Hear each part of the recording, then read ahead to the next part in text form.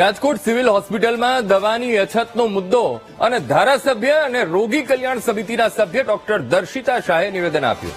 કહ્યું કે આજે મેં ઓચિંતી મુલાકાત લઈને દવા અંગે માહિતી મેળવી હતી અને જીએમએસસીએલના ગોડાઉનમાં પણ મુલાકાત લીધી હતી અને દર્દીઓને લખી આપવામાં આવતી દવા ઉપલબ્ધ છે. વધુમાં કહ્યું કે ગોડાઉનમાંથી પણ દવાઓનો જથ્થો સપ્લાય કરવામાં આવતો હોવાનું જાણવા મળ્યું. જે દવા ન હોય તે જન આરોગ્ય કેન્દ્રમાંથી વિનામૂલ્યે અપાય છે. જે દવાઓ નથી તેની માહિતી સરકારને આપવામાં આવી છે.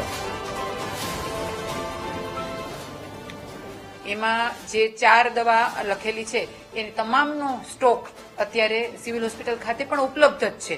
એમાં લિવાટેરિસિટીમ છે એનો 13,000નો સ્ટોક ઉપલબ્ધ છે.